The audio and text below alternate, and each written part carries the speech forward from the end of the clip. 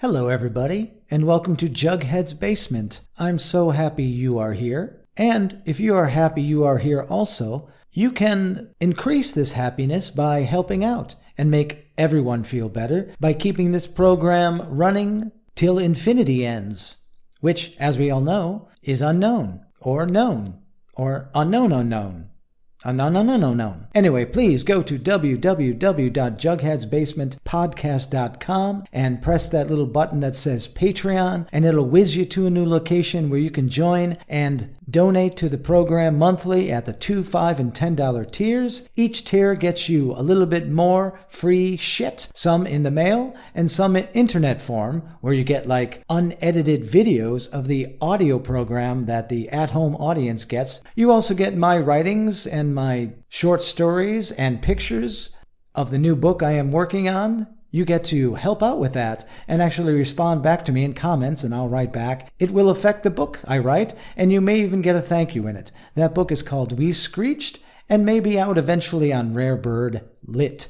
So you get all that stuff, and it really does help the program quite a bit. I use almost all of that money to make this show happen on a weekly basis. I'm a one-man machine, so I do all the promotion, I do all the PR, I do all the advertising, I do everything to make this brought to you every week. And it would be nice if you could help out occasionally. If you can't do it financially, that's okay. I really understand that. You can write reviews. Go to Apple Podcasts and write a review there. You can also join the YouTube, Jughead's Basement, and subscribe there. You can also donate one time at PayPal. Go to jugheadsbasement@gmail.com at PayPal and drop us, 2 cents or $6,000. I'll be realistic. I mean, $6,000 is not really realistic, but it is a real number. I just want to say every once in a while, it's been 2 times or maybe 3 times if you count the Operation Ivy episode. Every once in a while, I'll return back to my friend Jesse, who inspires me to continue doing these interviews. He barely does interviews, and I'm really emotionally affected by the fact that he will do them for me. It means a lot to me, and I think we have a great conversation every time that transcends punk rock and music. So I'm happy to bring it to you now.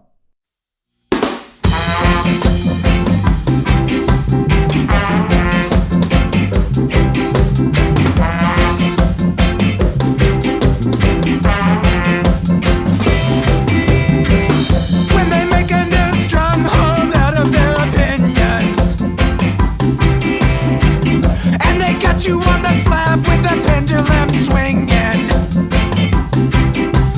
See them on the wire with the gasoline fires, shouting that rhetoric, the poetry of liars. Every free soul left alive starts thinking.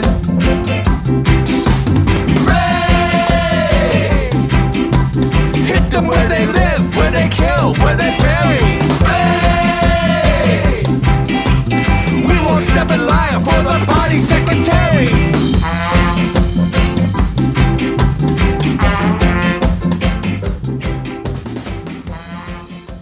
Right now, you're listening to Raid by Doom Regulator, released by Hellcat Records on March 29th, 2023. Hello, everybody, and welcome to Jughead's Basement, episode 172 of LoFi Interviews with Hi-Fi Guests. This week with Jesse Michaels of Doom Regulator, Operation Ivy, Kamen Rider. He is also a novelist and an artist. Jesse talks to us about Reconnecting Friendships and the return to working with Tim Armstrong, mystery and film noir, discovering ska, religion and Zen, plus much, much more and also more. Here we go.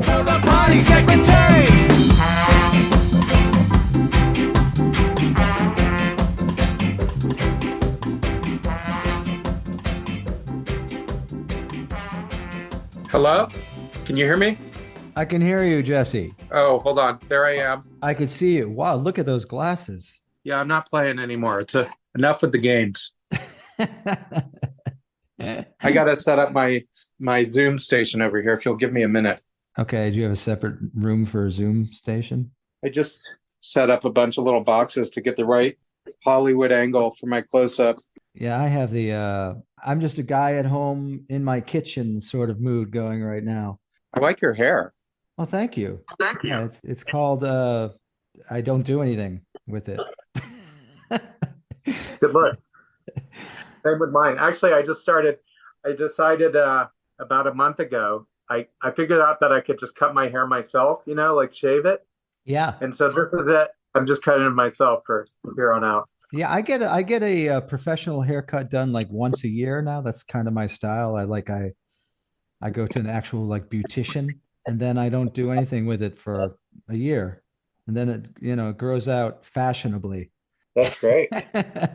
I'm also very proud of this thing that I built behind me. I mean, I didn't, it's from IKEA, so I built it the IKEA way, but it's the first time I've actually designed my own kitchen.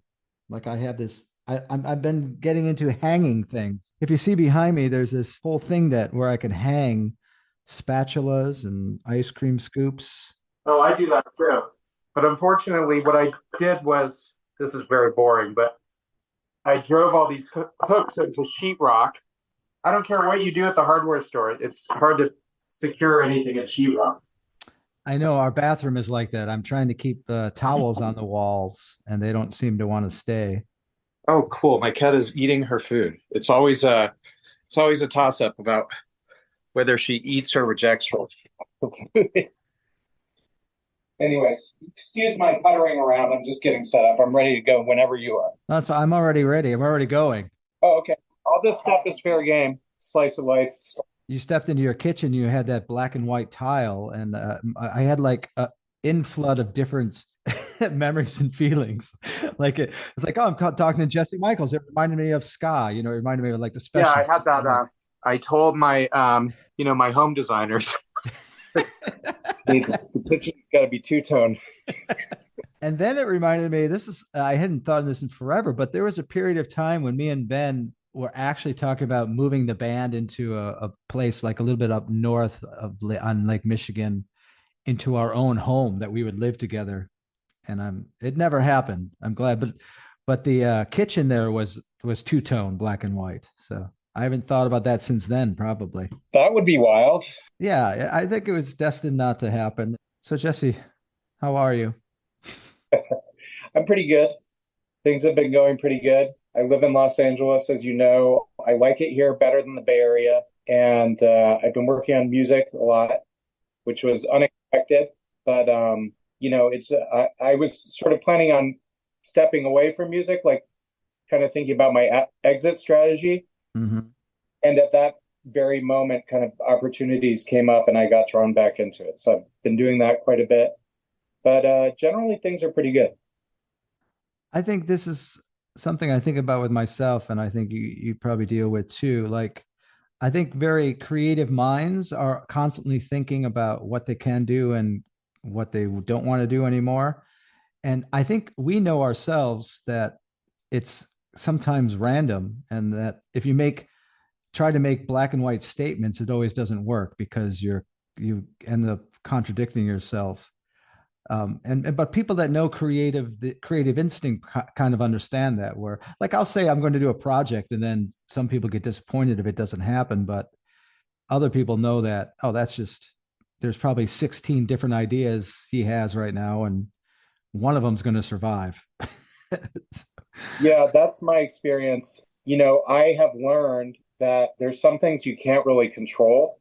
It sounds kind of like a cop-out, but I have never chosen exactly when I was going to do music or when I wasn't going to do music or anything else really. And maybe it's just that I'm less disciplined than other people. I'm very right-brained. I'm probably on a couple different spectrums, Mm-hmm. But like whenever I've sort of been ambitious and said, okay, I'm going to do a band, then nothing has happened. And every time I've sort of like quit, like, okay, that was fun. I've had a good run. Then all of a sudden the people sort of show up. And it's the same with friendships. Like, have I chosen my friends, the people I actually hang out with? No, I didn't choose a single one of them. Mm-hmm. So, life is funny that way. At least it is for me. No, I think I was just thinking about that the other day because it's, especially being in Japan, a Westerner feels a little isolated no matter how many Japanese friends they have. But it made me think about that, about how, like, who do I actually talk to in depth with anymore? And it's often this podcast, which is really weird because I'm not usually talking to like best friends, but it ends up being my my vehicle for long form conversations, because I don't just call friends. It's something I don't think I've ever really done, to chat. Yeah. I recently, for some reason, I've actually been reconnecting with a lot of people that are older friends. I mean, Mm. obviously, I've been playing music with Tim, so that's like a big historical thing for me in terms of my own life. I don't mean in terms of the world, history of the world, but known him for a long fucking time. Yeah. And I've ran into other people. So I don't know, might have something to do with my age and the cycles of life or whatever, but I have been reconnecting with people from my youth. And it's kind of, the older I get, the more I value that. Staying in touch with people I've known for a long ass time, even if I don't like them very much. You know what I mean? Like some people who I actually would have avoided when I was younger, like now I'm very happy to talk to them. And I don't know why that is. Yeah, I don't know. I mean, time. Yeah, time, Time. maybe, but also just the element of shared history, you know? Yeah, yeah. Yeah, I've been thinking a lot about that, about friends, just because I haven't been reaching out to them as much lately. I kind of secluded myself for the last couple of years. I think when last time we talked was sort of my beginning of my seclusion. Yeah, are you in Osaka? Now I'm in Osaka. Yes, yes. Well, I've been, yeah, back and forth between Chicago and Osaka. Yeah. I still want to make it out there. I went to Japan right before the pandemic hit, as I told you probably last time, I think. Yeah, yeah. And I absolutely loved it. I love it. I mean, I get that many people from the West have sort of said once you actually live here, it can be hard because the cultural alienation. I mean, that's just what I've heard. Hmm. But my God, I just love everything about it. The food, the people, the way things look. No, it really is a great place. And I finally now have an apartment that has an extra room. So you're always invited to come here. Okay, cool. Yeah, yeah. Jesse, I'm asking you this question because I'm curious about my dislike of Los Angeles, but I'm wondering how that's become a home for you, and what do you like and what still don't you like, and what did you have to learn to like about Oh, Los Angeles? well, here's the thing. So when I was a kid, I don't know if you know much about the Bay Area and their dynamics with Los Angeles, but it's like always been a thing where everybody in the Bay Area talks shit about Los Angeles, and Los Angeles doesn't care about the Bay Area. You know what I mean? Yeah, yeah, yeah. Great. When you move out here, we'll take you to the beach. So, uh, so anyway, so I grew up with this kind of like LA sucks feeling. So then, when I got older, we Op Ivy and other things played out here. And people are really generous, as you probably know, Mhm. about music. They love bands and it's a great place to play. But I also sense that it's a very kind of theatrical and image-based culture. You know what I mean? Even in the punk scene, Right. Yeah. people are sort of like, oh, you're this one, like you're a mod, you're a rude boy, you're a heart, like everything has a label. It's just so when I was a kid, I really kind of disliked that. To make a long story short, I ended up moving out here about 10 years ago to go to school at UCLA. And my idea was to study literature and try to be a writer out here.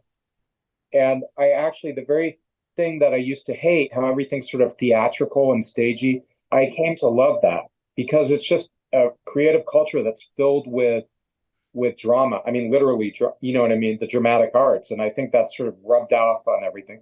Also, like the desire for fame, it is part of it. LA's a Mm. little Tinseltown, but I kind of like it, and I'm not really involved with Hollywood, but I just like the fact that people are generally kind of happy and nice and ambitious out here, and it's sunny. It's just like a nice town, and I also like it's got this kind of dark underbelly, like I've always loved noir stuff Mm. and LA Confidential. The film LA Confidential is sort of an embodiment of that. And so, but I like that too. I don't know. I like it. Main thing is people are just nice out here.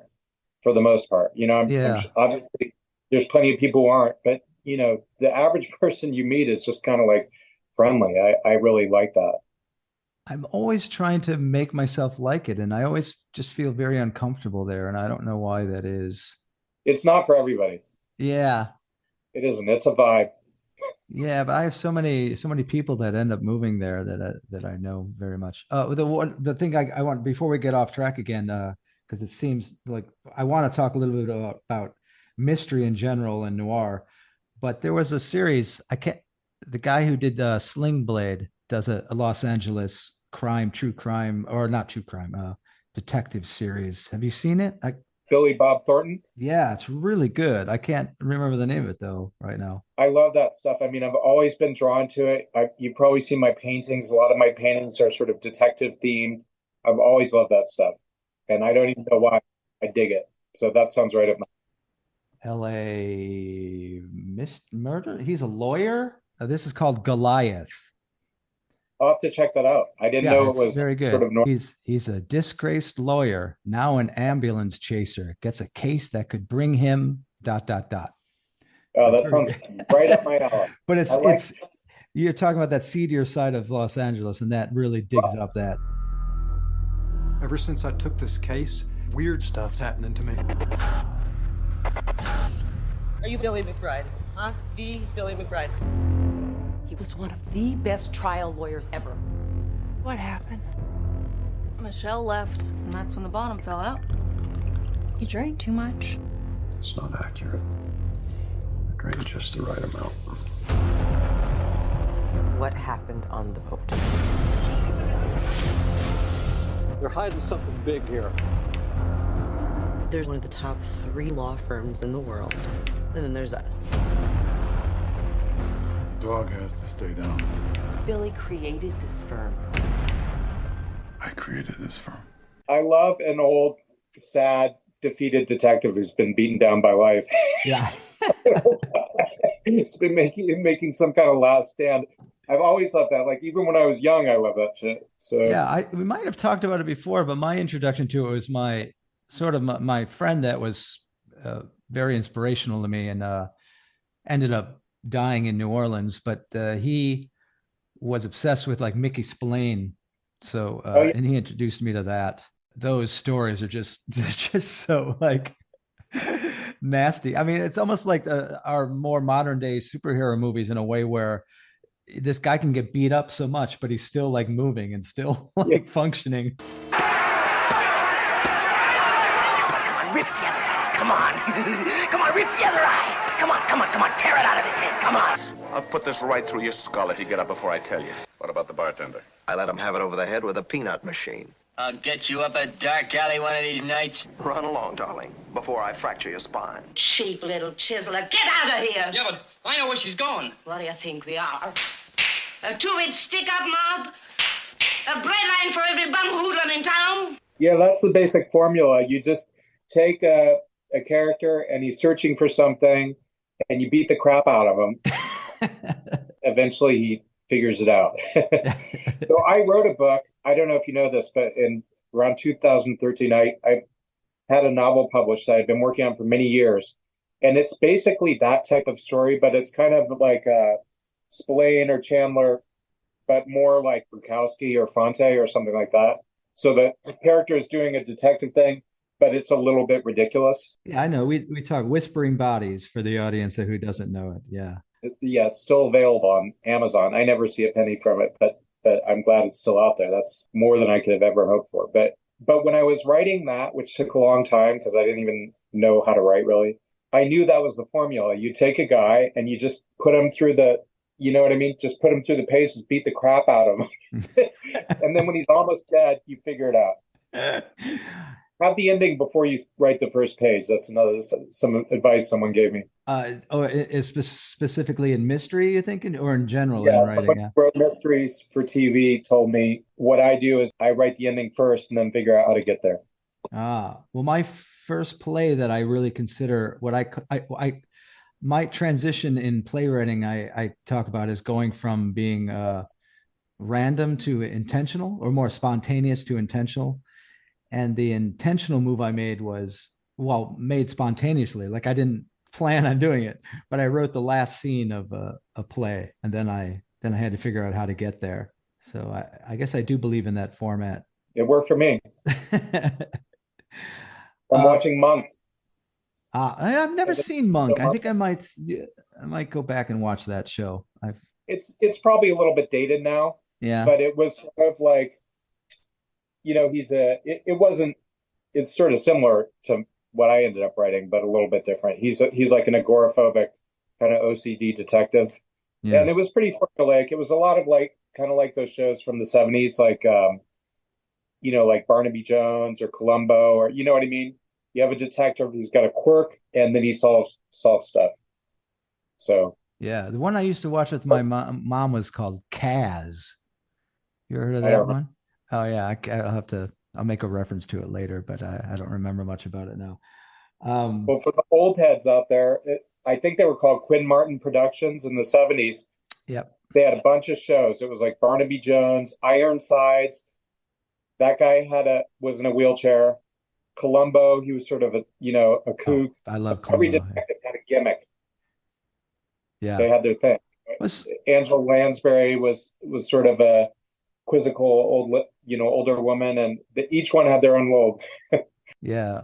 Was Heart to Heart part of that genre then too? Do you know that show with the husband and wife? 80 or something. I have no idea why. And I might not even know it, but I feel like that was a little bit later. I don't know. Hello, this is John in the future, and I could probably write a whole podcast episode on just clarifying what me and Jesse were talking about with film noir TV shows. The Quinn Martin Productions was mostly known for The Fugitive, Barnaby Jones, Cannon, and many, many others. The Untouchables, Most Wanted, A Man Called Sloan, The Manhunter, The Runaways. He did not produce Columbo, but there was a writer from early Quinn Martin Productions. His name was Philip Saltzman. He worked on The Untouchables, Perry Mason, The Fugitive, Barnaby Jones, and then went on to produce his own shows, which was The Streets of San Francisco and Columbo.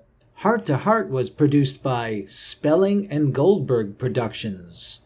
Well, the reason I went down this rabbit hole is, once again, we did talk about your book last time because I really liked it. It actually was one of the only books I've read in the last few years. Actually, and that was like 5 years ago now. but I remember saying it reminded me of Confederacy of Dunces meets like a film noir movie. Yeah, totally. I read Confederacy of Dunces. That was definitely an influence. I have this might be kind of a rabbit hole too, but I have a thing where I love reading, but most books I'm bored by most books. So I wanted to try to write something for people who are sort of like, don't like reading. Yeah. It sounds like maybe, hit the target. I'm sorry. How do you do that? Who else would you put in that category? Would you put like a Bukowski in that category? Is it like this sort of really simple yet, elusively simple? Like it's definitely thought out, but it's made very almost like comic book straightforward. Well, so my father was a writer. I wouldn't say I'm well read, but I've sort of read a few books. I majored in literature and when I went to school when I was 40. It's just that most books, I just get bored, and I'm not proud of that. It's not that I'm so so discriminating in my taste. I just, for whatever reason. But then there's some writers that I always found easy to read, and it was like Bukowski, Hemingway, this woman named Joy Williams, Flannery O'Connor. There's it's kind of a short list of stuff that I really would get engaged with. When I was a kid, I read the shit out of Jim Carroll, Basketball Diaries, Fonte, sort of, a couple others, Don DeLillo, the first book, White Noise. So when I wrote something, I tried to just draw influences from that stuff that would make me engaged in turning the pages. And what it really came down to is stuff that was very funny. You know what I mean? Like Kurt Vonnegut, like you're always encountering some surprise. Yeah. Humorous surprise. And so that's what I did. I'm not saying I had the formula down, but that's what I was attempting to do, is just make something funny and engaging. Yeah, I was going to talk to you about that because from that play that I wrote and conversations with my friend about Mickey Spillane, I kind of made that leap of understanding that I imagine most fiction writing has something to do with mystery. Like, not even if you're not writing a mystery, there's something embedded in the idea of being a fiction writer, or even maybe a nonfiction writer, that is about mystery. Or it makes sense to me, because you want someone to understand where you're going, but you don't want them to be able to predict where you're going. So, I mean, writing should have a sense of mystery, I would think. Yeah, I think so. I wrote this one book. I hope to write more. We'll see. Part of my reason for not, people have asked me, like, why didn't you write another novel? Well, there's not much money in literary novels. You know what I mean? Yeah. And I'm at an age where I can't just sort of follow my passions. I have to kind of steer myself as best I can towards things that might end up being, practical. So, but I would like to write more eventually. And I mean, there's definitely a mystery in the process of it, which, as you know, you're a writer, is not always comfortable. It's not always easy to start, but the big mystery is, like, for me, is like, I never think I can do it. And then I sit down and it works. Yeah. I mean, it's one of the reasons I took this job back here in Osaka, because where I work at the Universal Studios, I have so much downtime, but we can't leave. Like, we have to stay there. But I'll have like hours at a time where a lot of people are just sitting around doing nothing. And I'm like, oh, I'm just going to work on writing. So that's pretty much what I did last time I was here. And it worked out really well. So that's my plan. Because it's like, I don't have to plan that time anymore. It's given to me. That's how I wrote. It's so long ago, I barely remember, but I was working like a 9 to 5 as a prep cook. And I would just write on downtime, sometimes 15 minutes a day. I mean, not that I'm an expert, but people sometimes ask me about that process over the years, and I mean, my main goal was just to finish it, whether it was good or bad. Don't worry about good or bad, just finish it, and then worry about it afterwards. And that worked in terms of just getting it done. Yeah, I learned a similar lesson that in a comedy class at Columbia College, where it's just like, it's about just, it's just that old, do it, just go and do it. Like, it's like, get it written or jump up on that stage and just get it done. And then, accumulate all this stuff, learn from what you've done. And then if you're aware enough of what you've been doing or what you're spontaneously doing, you'll start creating better and better stuff if you. The story I meant to tell about this in my comedy workshop was we would write in the classroom and we would stage it right there that day. And then our teacher, Norm Holly, would walk us over to the Columbia College cafe where everyone was sitting around eating and smoking, because you could smoke inside back then. And they really didn't want to have some entertainment in front of them. And he would throw us up on stage in the middle of all that chaos. And we had to perform those scripts that we had just that day memorized in front of an audience that probably couldn't care less. It was really difficult to do, but once you experience that and then put yourself in front of an audience who wants to be there, there's a whole nother level of experience you have going on, of confidence. Yeah, and small bites. 10 minutes a day is, if, that's like the main thing I learned, is if you can do 10 minutes a day, you're at the 90th percentile. It's more about consistency. 10 minutes a day is better than 1 hour once a week, Yeah.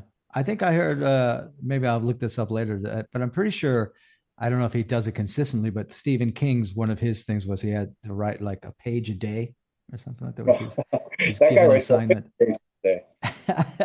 But he had to write at least a page a day, I guess. Yeah. I mean, if you average it out, like, that guy's written 50,000 pages probably. Great writer. Joe Hill's, some of the Joe Hill books are pretty good. He's got one called NS4R2. It's Nosferatu, but on a license plate. It's creepy.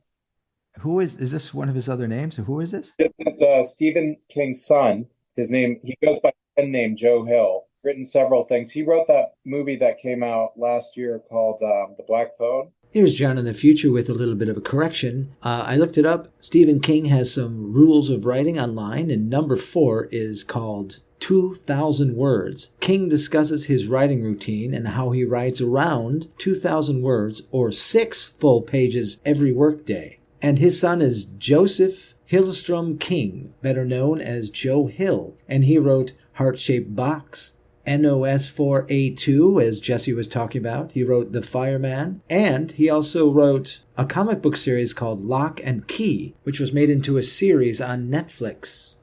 The reason I actually contacted you was not even about the new band, even though I do want to talk a little bit about it, but I saw that Rare Bird had put out or is putting out your story with Sam McPheeters, right? Two authors in one. Is that a while ago, or did that just come out, or is that coming out? What? It's yours is called Make No Mistakes, which I just read.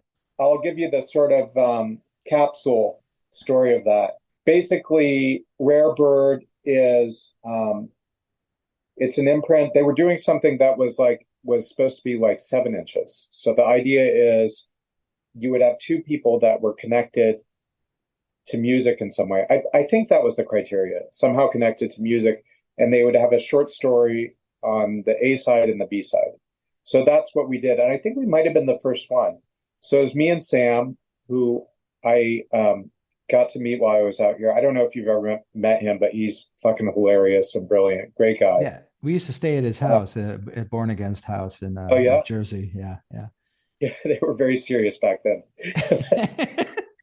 Weren't we all, I guess. But you know, he's fucking hilarious. His novel is great.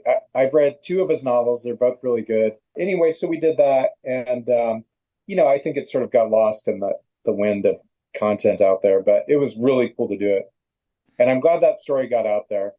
There's some major editing mistakes that are entirely my fault. Like, I think one of the characters changes names halfway through the story because they didn't really have a super strong editorial staff. It was kind of like, give us, you know, but I'm happy it got out there. And like I said, I mean, if you can get something that stays in print, that's a real gift. Yeah. I actually read it last night. I didn't even think I was going to be done with it. It's funny because my girlfriend came home from work and I was like, oh, I didn't finish it in time. And then we had dinner.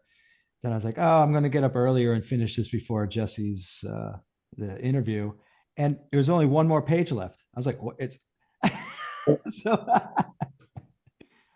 but I enjoyed it so much. You're right. It has this very simple, I don't know, feel to it, easy flowing feel to it, but it's not like it's surface material, but it flows very, very easily. The way I do it, and again, this is not like the way I think it should be done. It's just the way I manage to get stuff done is I go to one thing that I think is funny to the next. And then any poetry or depth or, you know, heavier stuff, it comes out as a side effect. I'm basically just writing joke to joke. And then because I think I'm sort of a dark person, like heavier themes naturally emerge. But that one I thought was funny. I wrote a feature script based off that, where the story is much longer. Mm-hmm. And I've been passing that out to the people at the rate of like 1 per year. Yeah. Because I'm just not a schmoozer, you know what I mean? But I show the script to people like about once a year. Maybe I'll put it up. There's a website for scripts that are kind of under the radar. Maybe I'll put it up there someday. But yeah, what I liked about it was it had some themes that I like dealing with, which is about like taking action. You talk about the fulcrum in this, or like there's a moment where something could go one way or the other. But it's really neat because you couch that little bit of, I guess, philosophical thinking or more deeper thinking, but then it just kind of sits over it all. You don't really dig into that deeply. You just sort of tell the story, which I think is very nice. Yeah, I mean, it really comes out accidentally, like all that stuff. I noticed afterwards in this book, so it's Rare Bird Press, just in case anyone, what's it called? Make No Mistake, right? Yeah, your story is called Make No Mistakes, yeah. But like I noticed the themes that you're referring to more kind of afterwards. For example, he's entirely passive the whole time except for this one moment. But I didn't even really think about it that way until I kind of read it back. That's what I was the one I was referring to, that the first play that I wrote where I realized, oh yeah, this is what I'm doing, was called Living in the Present Tense. So it has this same thing. It says, I basically in my mind said, what happened if a person who acts too quickly ends up being a roommate with someone who doesn't act at all. Like, what happens? I go, people end up dead, but why? So that's basically, like I said, that's where I ended, and then I had to get there. Yeah, totally. I will say one thing about art in general, which I'm a strong believer in, which is that I think, like, whether you're writing pop songs or novels or jingles or movies or whatever, I think that concentrating on theme beforehand, ideas beforehand, is a mistake. I think you have to concentrate on story or melody, those essential kind of instinctive elements, and then let the larger, deeper themes come out afterwards. You know what I mean? Like something like Chinatown, which obviously has these heavy themes about corruption and predatory nature of human beings, and whatever you could dig out of that. I'm pretty sure that he probably just wrote that trying to tell a story, and then the darker stuff emerged afterwards. Chinatown is a 1974 movie starring Jack Nicholson and Faye Dunaway. It was written by Robert Towne. It was a psychological drama with neo-noir mystery film flavor. It was directed by Roman Polanski. It was nominated for 11 Oscars. I completely agree with you, but I'm going to fight back only. It's going to be a lazy fight back because I don't like this approach, but it does seem like a lot of maybe Hollywood or something that's trying to give, I don't know, a more consistent, sort of hops on the themes of the day and then does actually think about that first before story. That does seem to be a big approach in the world. That's exactly my point. It's shit. Yeah. It's always terrible. Like, I can always sense when I'm being given a fucking lecture. That's what I loved about The Clash. Not to sound like an old man sort of harping on these cliches, but like that was my main thing when I was growing up. And I didn't even realize it till much later. But the thing I really loved about it is that even when they were political, it was storytelling. It was observational. You never felt like you're being given a lecture, as opposed to like Crass, who I also enjoyed, Crass or Discharge. I love those bands. But The Clash to me were sort of the kings because it was always poetic. It always felt like a kind of man, obviously Strummer's sort of a magical writer, but it always felt like this man on the street observational feeling rather than this heavy kind of idea and theme based lecture. When I write lyrics, I used to, I just really, I always go back to Strummer's lyrics. He obviously had some kind of gift. So I think that's a big part of it. He was just a very gifted poetical voice. Do you have a lot of little short stories and writings that you actually have like a couple of people had, like Woody Allen had this, other people had this like chest of things that they draw from, titles or like beginnings of stories or character descriptions, or you just start fresh each time? Or? As I said, for the last 10 years or so, I haven't been doing that much writing, but I've written, I'd say 10 short stories, beginning of one novel, a strong beginning for a novel, and about 15 short scripts and one feature. So I have a lot of stuff. How much of it is good? I don't know. But I've sort of drifted away from writing because, like I said, I don't always control those things. And I kind of wish I was like a monomaniac, like someone like Billy Joe or even Ben, or that just sort of like has their fucking bicycle and they pedal it. I mean, it's more practical. But I'm kind of, I'm sort of ADD. I'm sort of all over the place. But I have written a lot of stuff. But the last decade, I've been doing more art, and it turns out music. Yeah, I'm going to ask you a question now, but I'm going to try to ask it in a way that doesn't seem superficial or redundant. And often people would ask me a long time ago, like, oh, you're in theater and music, which one do you like better, or which one? And I never really liked that question because it was, I don't know, I didn't want to analyze that. I just did those things. But over years, I guess I finessed it into realizing what each thing was giving me.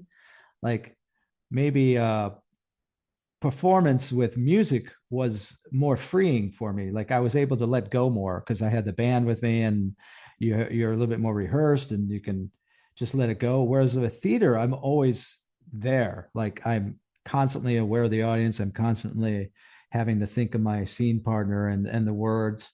So there's different talents I'm using and different things I get out of it. So I guess I'm curious, Jesse, as another person who delves in all these different genres and medias, what differences do you get out of different creative pursuits you take on? Like, is there something different from art than music than from writing? Yeah, I mean, so writing is obviously kind of a more solitary practice. It's fun. I get a real pleasure from writing, and I kind of feel bad for neglecting it.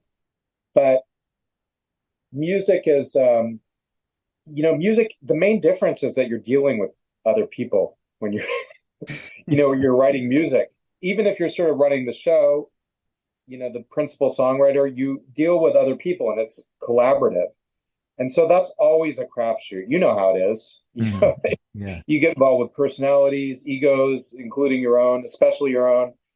And it's just more interactive. There's less of a sense of control, less of an illusion of control than if you're sitting down and writing something. That's your own little world. And obviously there's things that are great about both. Like when I play with Tim, and I say this without like blowing my own horn or anything, because when I play with Tim, there's something, when we play together, it's like 2 + 2 = 5. Like there's this other element that emerges from the collaboration. And I could never access. It's always been that way with me and him, even when we weren't getting along back in the day. And I could never access that alone, no matter how hard I tried.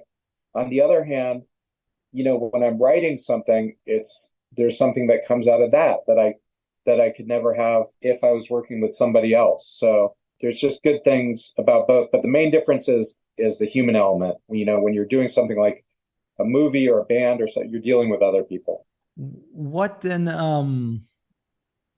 do you put as much we were talking a bit about writing, about how you want to basically, you're painting a scene, and I'm dropping the word paint in there because I'm moving into you being like a visual artist in that way. But is there as much forethought in actually sketching and writing and painting than there is in writing? I guess I'm asking, is there like a more of a catharsis of freeing emotional experience in painting? It's all sort of the same in a way, which is that, and I have to preface this by saying I'm not a normal person. Do you know what I mean? Like in my day-to-day life, like there's something called being on a spectrum or having depression, something, not taking these labels too seriously, but mental illness, depression, autism, I don't know what. But I am not a normal person who just sort of, you know what I mean? I have a kind of dreamy and dissociated quality. And that's causes problems very often.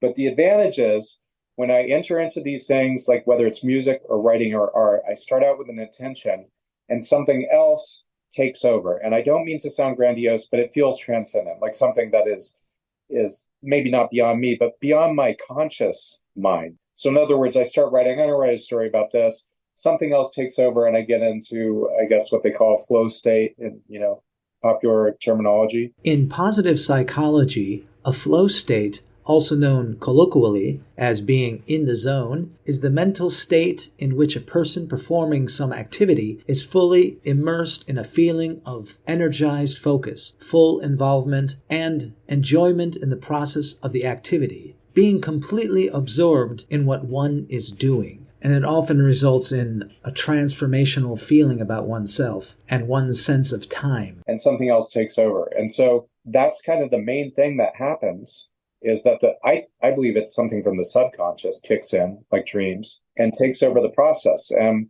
even though the different mediums are different, that kind of thing, whatever you want to call that, happens in each of them. Is there any of your artistic pursuits in any of those genres we talked about where you actually can be happy with something when someone tells you what to do? Or does it always have to come from this place of not knowing what you're going to be putting on paper or on paint or in a song? Yeah, limitation is usually good. If I have an assignment, I kind of wish I had more assignments. Limitation is usually a good thing for creativity. So if I was a better musician, I would love to be a bass player and just write bass lines for somebody else's songs. I've always felt that way. I would love to be an accompanist, but I'm not technically gifted. I'm more gifted in this sort of visionary way. And I say that unpretentiously, but I mean, I can go there and come up, I'm an idea guy. So, rather than a super technical musician. So, but I would love to be able to just kind of be a journeyman. I think that would be way easier. That's interesting you say that, because I was thinking about how with Even and Blackouts, I was the main writer for so long, and I was always I tried to learn something new about guitar every song I wrote or every record. I would attack a new style or something, but I never really felt like I was very good at it. Like I think in my mind, the song always preceded my talent as a musician. But once Gubb started writing in the band, Scott Conway, I felt I was actually writing better stuff as a guitarist for him than I could for myself. Like for some reason, I couldn't do the two at once. Yeah, the reason I'm laughing is because I relate to that so much. I've been playing guitar for like 25 years. I'm still not very good.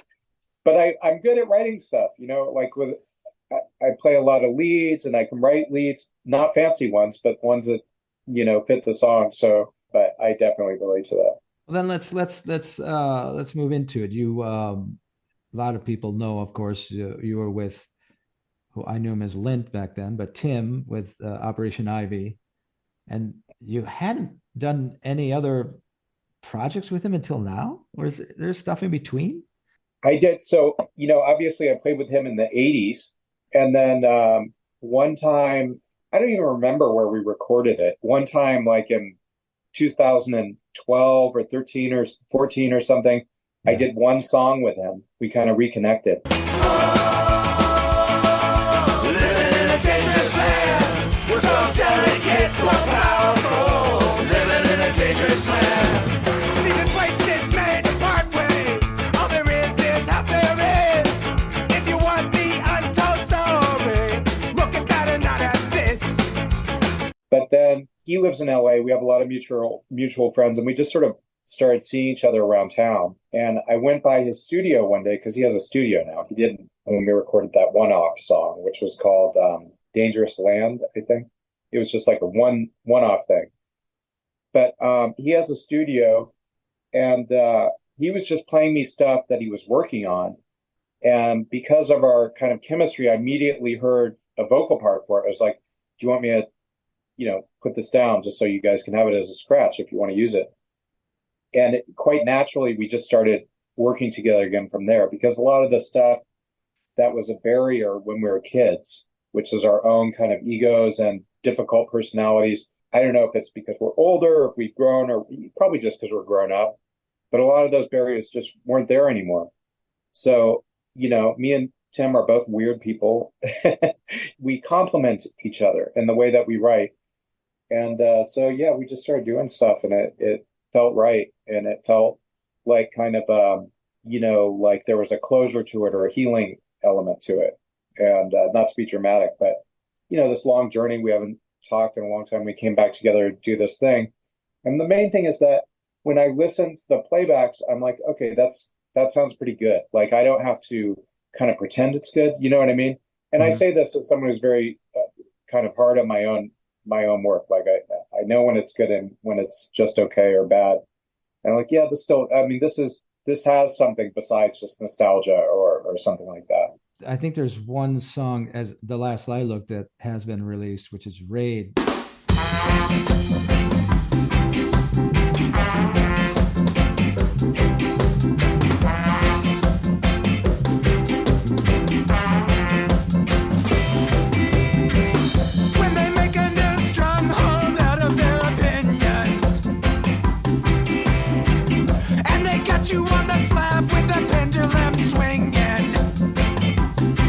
But there was more material written during that period. We've written a lot of stuff, and he's advancing stuff now, but we're going to drop another song as soon as he gets back from tour. So probably next month, we're going to drop more art. And, it's an ongoing thing. We're sort of developing the artistic themes and stuff visually. And, eventually there's going to be a whole record and probably a live component. I usually don't even ask questions about lyrics because I'm weird. I take in music almost holistically. Like I don't really dive into lyrics. I wish I was better at diving in. Like I love poetry, like E. Cummings and stuff like that, but I'm very bad at analyzing it. But I tried to do my best yesterday on Raid. and what, and what one of the questions I asked is that like is it like an Elegant Corpse sort of idea? Are you all like pitching in lyrics to that song, or is it is it scripted by one person, or because you're both singing? You're both singing. So Tim has been making these Studio One style, like 60s ska things forever. He has a squad. They're incredible musicians. They're just very good at replicating that old Jamaican ska sound. They're called rhythms. In Jamaica, it's usually just one riff with no changes, and someone like Toots or Desmond or someone like that would drop a song on top of a single thing. Anyway, and he made a bunch of these because he did a record with, Jimmy Cliff. Runs off Brixton. When the money seems good and you like it well, but surely your time will come, as in heaven or as in hell. He's been working with those old Jamaican musicians, and I love that stuff. And I asked him if he had anything like that lying around. He played it for me. And then I found that lyrics came quite quickly for it. I think I took it home for a day or something. And then his part, he figured out his own part. And it's riffing off the themes that I brought up. But Tim, his stuff is wild.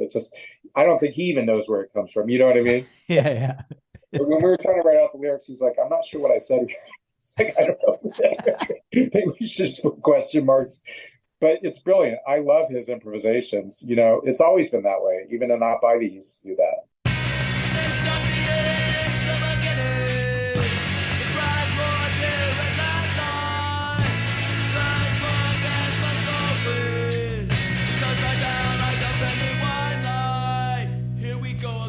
But it's basically connected to my theme, which is anti-authoritarian, a kind of universal anti-authoritarianism, like, the right-wing authoritarianism of the 80s, the left-wing authoritarianism of the 40s and 30s, and going all the way back. It's a universal anti-authoritarian song, rather than like an ideological one. And so, he just riffed off that, and it all kind of fit together. Yeah, there's a phrase that keeps coming up in there, which was what the party secretary. Is that a phrase of your career? I didn't have time to look it up. Is that an actual phrase that people have used, or is that something two words you put together? Well, I just, I read, and I wasn't even thinking about this when I wrote those lyrics, but I read a lot, not a lot, but I've read some stuff about totalitarian states, the National Socialists in the 40s and, Stalin, stuff like that. And that phrase just sort of came out of that reading. It doesn't have any specific indications, but it felt right to conjure that mood of like an extremely ideological police state situation. Yeah. I mean, just to take you back, I think I brought this up too, but the first time I met you is when I discovered Desmond Decker, because you had a Desmond Decker record where you were.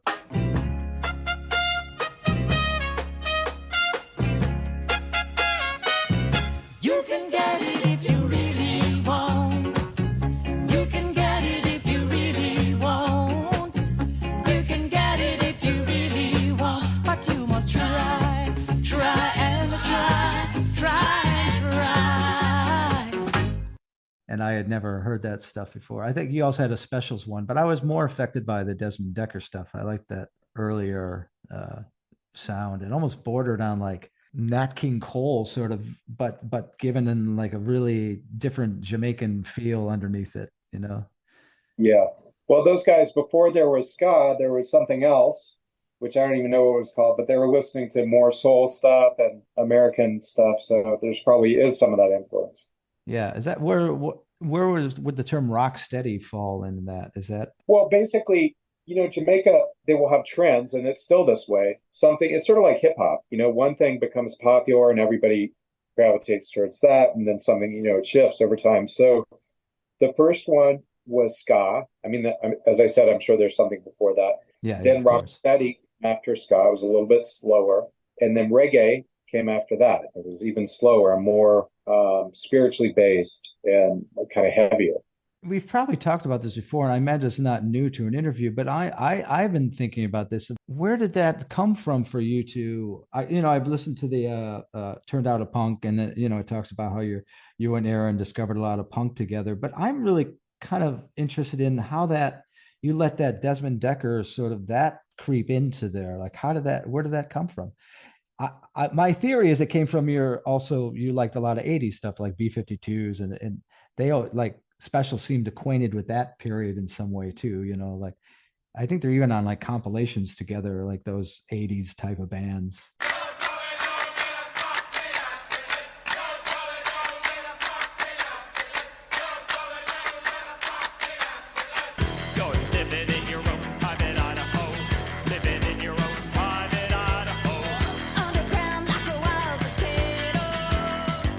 Yeah, I grew up in the 80s in Berkeley. I still remember the specific place, which is that my brother had a cassette tape with the Specials on it. I think it had the English beat on it also.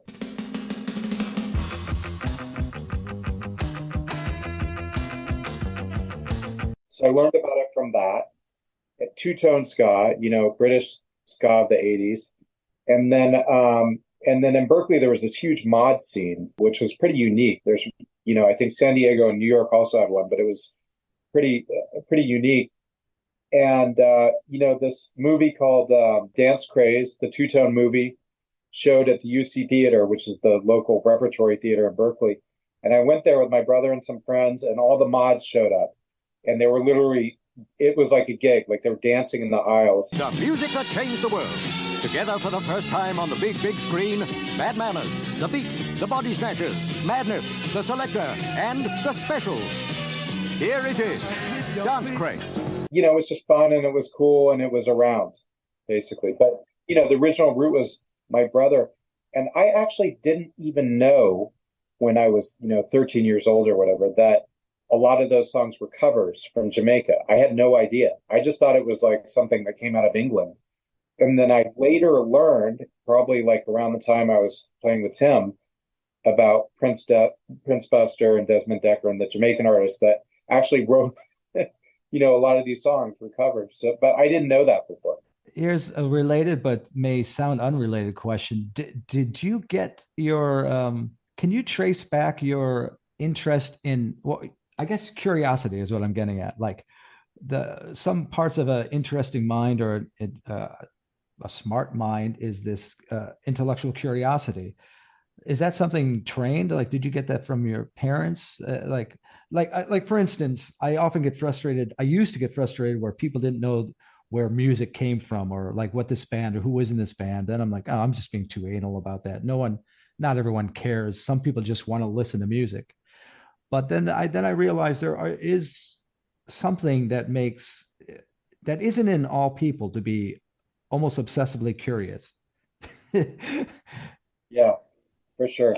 It was an obsession from the beginning. And I think I said this on the Damien show. The Damien show that Jesse is referring to is Turned Out a Punk, which I referred to earlier in the podcast. It is a show hosted by Damon Abraham. Jesse was on episodes 167 and episode 374. Into the B-52s. So this girl, my mother had a relationship with a man who had a daughter. And she was, I think, maybe 1 year older than me.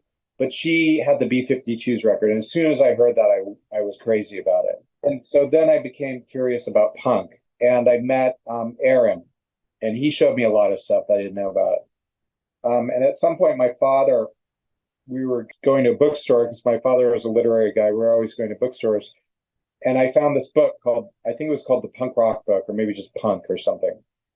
And it was about the English 77 band. So I looked at that book and pored over it for years before I heard any of those bands.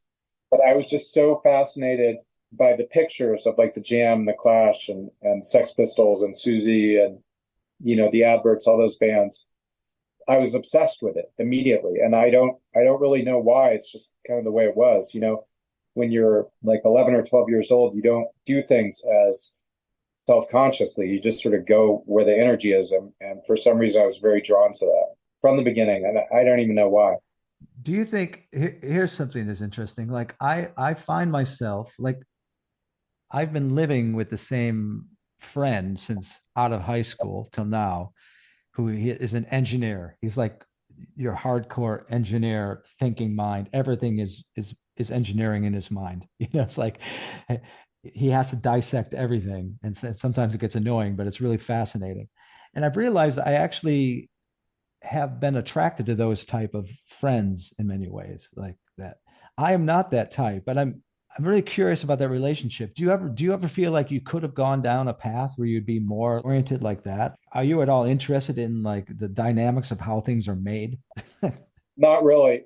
I see the elegance in it, and I see the beauty of math and things like that. But I'm really, the one thing that the path that I could have gone down is being an intellectual. Because when I was writing papers and stuff, and in libraries, these vast libraries at UCLA, I really liked that. Like, I thought, man, to live in the world of letters, you know what I mean? I thought that would be, if I had another life, I might do that. Yeah, but I don't know. I would almost say you are living that life. Do you think you're too lazy to or too procrastinative in nature to be that type? Academics, it's a whole world. You have a job, you're a professor, you write research articles. You know what I mean? I've never gone down to it. I I wouldn't say cheated, but I got good grades, but I sort of half-assed my way. There's a lot of Googling involved, Yeah. but a lot of JSTOR. But people who've gone to school will know what that is. But I've never been a serious academic as my parents were. But there's a beauty to that. It's a beautiful thing, and just the world of letters, the world of studying, the world of learning. And if I had another life, I might do that. What about teacher? What's your relationship to that idea?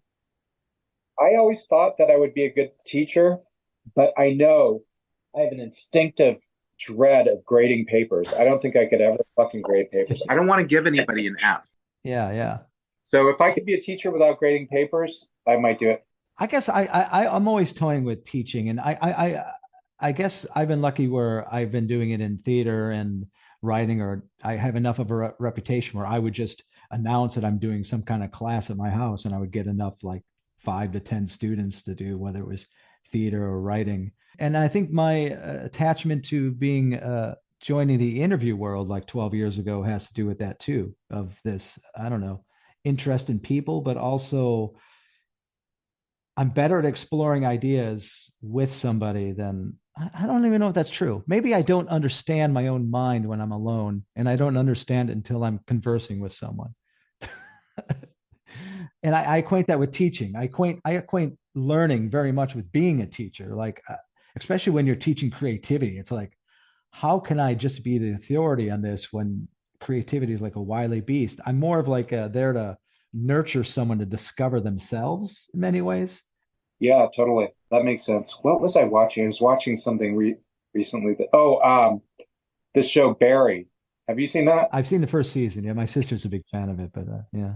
Yeah, and Henry Winkler's character is so great as a teacher. Yeah. Even though he's obviously sort of full of shit, but who cares? He's just, he's charming, engaging. I love that about that show. Well, that was something. You came charging out there, huh? Equal parts loud and raw.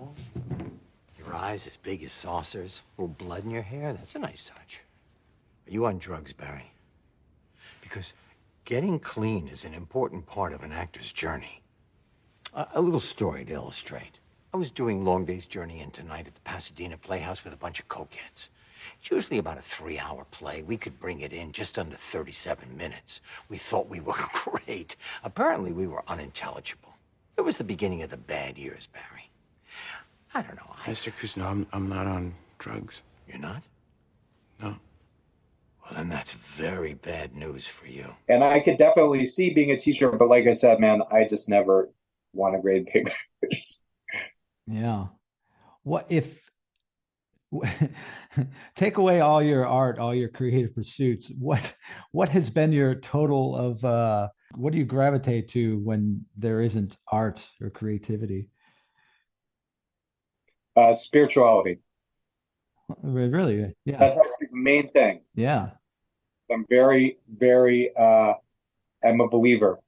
And I don't have a religion, but I believe there's something beyond what we see, beyond three, you know, I guess if you wanted to, and I don't talk about it because it's boring to most people, and I consider it very mysterious, and I don't like to pretend that I have any wisdom about it. But basically, you know, if I had to characterize what I believe in, I would say the closest thing is like Indian, you know, Vedic philosophy, non-duality, Zen, kind of like there's a mysterious power out there, and you can connect with it through your heart and through your actions. Basically, how I treat you or how I treat somebody else on a day-to-day basis. Of course, it's never perfect or even close to perfect, but I would say aside from the creative stuff, that's the main drive in my life.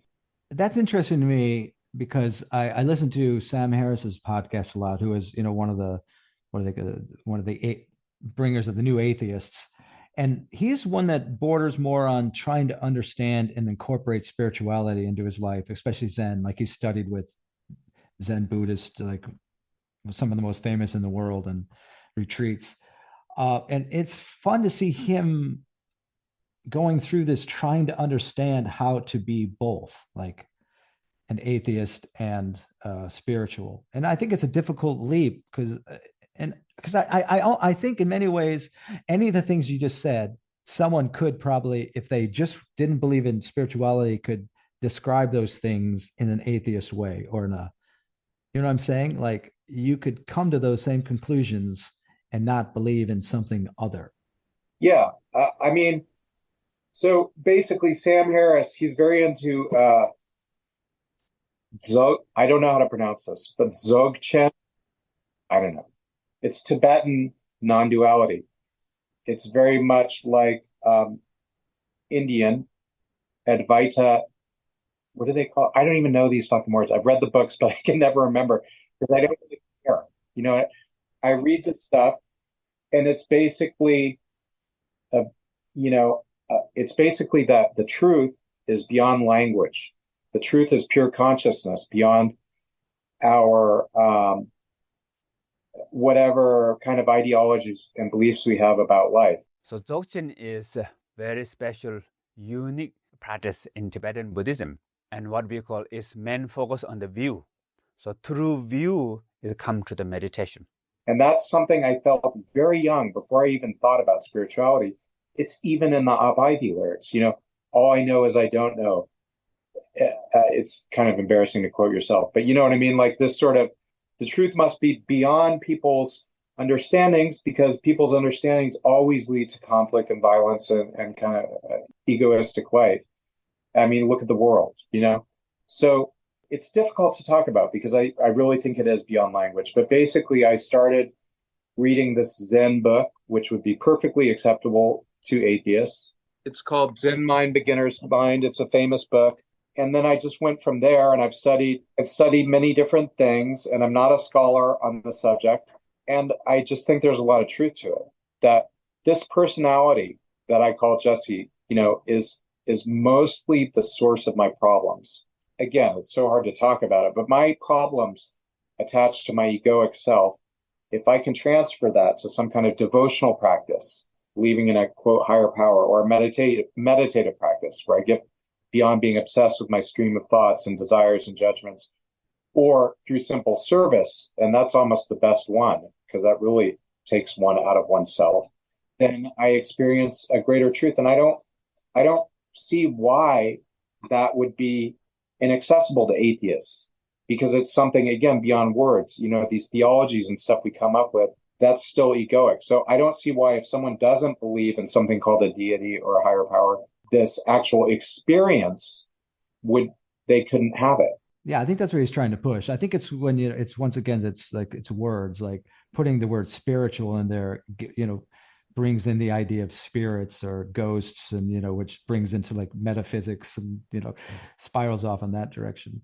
It's a very loaded word, yeah. And I used to only be into Zen because I was so kind of suspicious of any talk like that. But when I when I was a kid in my 20s, I went to live at a Zen center, and they had this guy who visited the Zen center who was a Christian mystic. He was a Christian monk. And he sort of said to me that it doesn't matter what you call it. And I never believed that before, but he was so convincing just because of the warmth in his personality and the wisdom that kind of emanated. So now I'm a lot less, I don't really care what you call it.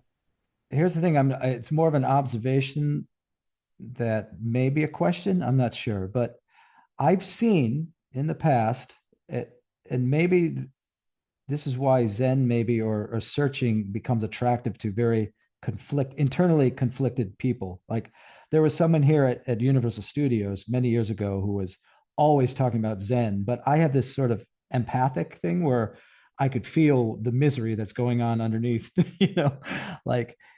this guy really believe this stuff? Is it going to help him? Because he's maybe he has to go to something else before he gets Zen because there's too much going on there. But it does seem like that sort of trying to find a solution to that does seem to be attractive to very conflicted people. Well, so when I studied Zen, I went heavy into it, and it was an extreme thing. I went to live at these Zen centers. And the thing is, the truth is, what I really needed was recovery. Because I was just, I was in the life. And so once I got kind of recovery, which is basically taking care of your mind and body and removing dangerous poisons, then I was able to get deeper into this stuff. But often there's a baseline of sort of basic, sane living that has to be a foundation for whatever comes afterwards. And again, I don't consider myself like a scholar of this stuff or a great student of it, but you asked me like, what driving force is there besides creativity? And that's probably the main one. Yeah, no, I like talking about that with you, Jesse. I love talking about this stuff because I wish I could just sometimes wish I could drop my obsessive search for meaning and just let things happen. I want to be that type of person that just, and that's why I studied improvisation. That's why I love writing or just, or just hiking, because there's that constant need of mine to get out of myself. But there's also that nagging thing to that, like, oh, you got to find meaning in this. You got this, every experience you're having has to mean something, Like some of the most spiritual, whatever that means, experiences I have been in encounters that were like improvisational. Like when I made attempts at theater stuff, I mean, that's a very, very, like the whole idea, I'm not much of an actor, but when I've tried it, the whole idea is you have to stop acting. And then all of a sudden it works. Yeah. And you know that. I've seen you perform. Yeah. You get it. So that's as good as an access point as anything, I think, Jesse, I'm going to ask you one more non-musical thing that I might try to return to, and then we're done. Okay. I love talking to you, Jesse. We've already done an hour and 15. I feel like it's been like 10 minutes, but great. It's a pleasure. Yeah. I'm just going to, since it's fresh in my mind and I just read it again, and some of the topics we just talked about do have to do with this Make No Mistakes story that you wrote, which is about sort of about someone bordering on a cult. It's also about building a relationship and the sort of that, what is it? Was it called the pixie character, where there's someone that's breaking someone out of their box, by their extremeness, you're sort of breaking a character out of his own box. But you're also dealing with this cult, which I think you did really good at putting a lot of words in this. What was his name? Wilson, I think the character's name was, or something. Putting a lot of nothing in that person's mouth. You did a very good job. Yeah, it just came really quickly. I was like, damn, I should have started a cult. What am I? It's a lot more money in that. L. Ron Hubbard said, well, I used to write science fiction, but if you really want to make money, you got to start a religion. He's a great role model. Yeah. But anyway. One of the things I'm curious about, and there might be no answer to it. Maybe it's just what you were writing, but it seems like it's talking about this woman. I don't want to give it all away, but the relationship, what kind of gets her out of it is something your character says, or the first person character says, and it sort of jolts this reaction against this cult going on. And hers was this humanism, which they had talked about humans before, but then once it was brought to her dog and letting that go, that was the trigger that like propulsed them out of that cult. And that was the straw that broke the camel's back. Yeah, but I thought it was interesting because you seem such a cat person. I was wondering why you chose dog. Well, I love dogs. I've got this cat who's the apple of my eye. She always comes by. The reason I have this blanket is she whenever the camera's involved, she always has to get her close up. But so I wanted to again, all these things come afterwards. You just write a fucking story. But exactly. I have to sort of reverse engineering. Yeah. I wanted to show how people in a relationship can transcend experiences together in a way that they couldn't alone. Like, she is obviously a true believer. And if I sort of tip my hand a little bit, she's based on some people I've been with who I admire, who have this incredible, they can just go into anything and sort of open their heart to it, more like the actor type personality. He's a deeply, deeply skeptical and depressed and introverted person.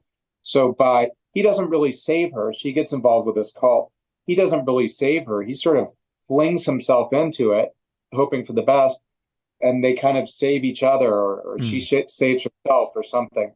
But the whole idea was, by their chemistry, they could do something together that maybe it's basically very romantic, even though it's a crazy story. This idea is like two outsiders, by kind of coming together, find a way to just be in the world. Yeah, I would say I was honestly, I don't know why I was surprised, but I guess I did. Once again, it's good writing because I didn't know the direction it was going to go, and it did turn into like this nice, sweet little love story, and that it once again, I won't tell the situation, but it winds up with just describing a couple actions which are very normal in a relationship. I thought it was very nicely done. Yeah, and many of my relationships, since I am sort of a depressive, introverted person who is often attracted to very emotional, you know what I mean? Like there was it wasn't autobiographical, but there's an element of personal experience in it for sure. Yeah, I know. I don't like the fact that, and I hope I'm past it now, but I realize in myself that I'm attracted to people that force me out of my comfortable zone. Like, I would think, because like I've always been with people, I'm a calm person, but I've always been with people that are like poking at that, like as if. And then I realized, oh, that's me. I'm getting in myself in relationships where I'm asking someone to poke the giant, like to shake me out of my own box, Yeah, I always like people that are more intuitive and less, you know what I mean? Because I'm someone who's always in my fucking head. Yeah. Even in friendships, I'm always attracted to people that are just sort of more, impulsive and intuitive. Great. So just to bring it back to, since this is also a music podcast, is the Doom Regulator, which is the name, and I'm more concerned about the idea of you performing. Are there other things that you're dabbling in with performing wise, or is it mostly working around Tim's schedule right now and doing things when you can? Are you inspired to go out there more, or are you just more like just letting it happen like you often do? Well, Tim is a busy man. Yeah, I know. Yeah. He's always got a lot of irons in the fire. So that's the gears turn slowly. Yeah. And the other people involved with the band, Joey's in like 15 bands or drummer. So, and I have my own things. I'm doing a solo thing. I want to make a record of just my own stuff as well. So, and that came about again by sort of fortuitous opportunity. I just met the right people. I was like, God, if I didn't do something with this, because I've met a great drummer and people I like, if I didn't do something now, it would just be stupid. I would never know what I could have possibly created. So I'm doing the thing with Tim, and then I'm doing my own music thing. Great. That's exciting. These are not going to be, I'm not going to like bang it out in the clubs and go on tour. I'm just too fucking old. Mm-hmm. Yeah, it's more of like a project-based thing. But I would like to perform, definitely, when the time is right. But that might take a little while. Jesse, it's an hour and 20 minutes. Thank you. Always a pleasure. It's great talking to you. Do you have any last questions for me? Is there going to be a visual element? I'm sorry, what? Are people going to be able to watch it, or is it just going to be audio? My special patron people, which is like 25 people, get to see the video. Good. But most people Right, get good. the edited. I'm glad there will be a visual element, but it won't just be for the rabble. No. They won't. They don't understand the visual, the rabble.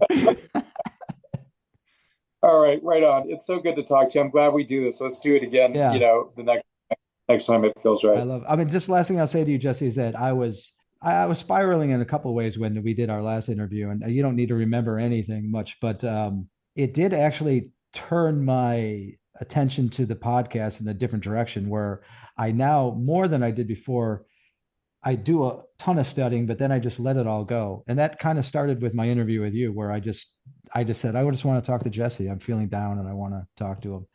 So I just want to thank you for like inspiring the last like 3 years of these great interviews that I've had. It kind of, that's great. Yeah. That's the right approach. I mean, look at Joe Rogan. Like, I know a lot of people hate Joe Rogan. I kind of like him, frankly. Yeah. Maybe that's loud or something, but it's just so natural. These very natural conversations are often the most interesting ones, I think. I think so too. It takes it. I don't know. It's odd because in a world where everything's getting a little bit more what we call ADD, where it's quick. You want to get your idea in there quick. All of a sudden, there's these podcasts that are doing long form, and it seems opposed to that idea in a way that I love. Like it's using that media, but now it's going back to that idea of just letting conversations happen, which I think is amazing. Yeah. And I think Damien, who's an incredible interviewer, he's great at what he does, as you are. I think he does the same thing. I don't think he's got a bunch of cards. He just birds out, All right, Mr. Michaels, thank you so much. Okay. Thank you. And I'll talk to you next time. Bye-bye.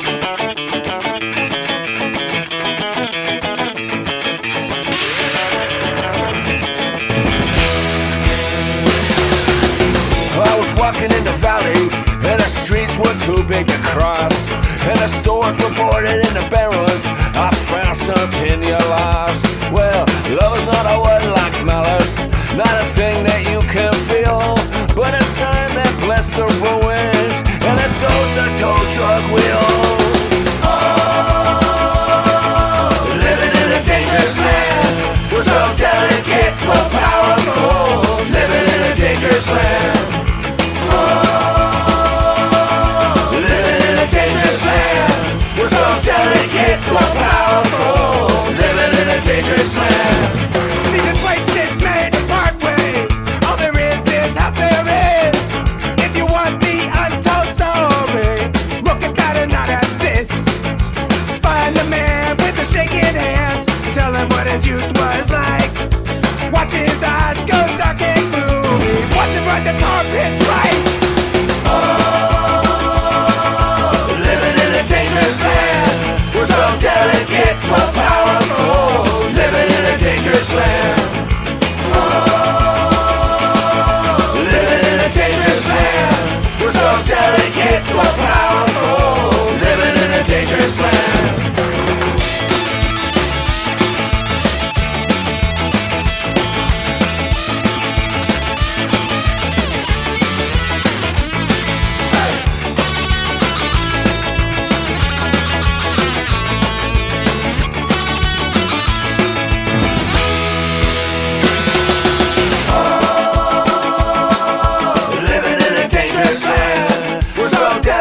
So powerful, living in a dangerous land. Living in a dangerous land. We're so delicate, so powerful, living in a dangerous land.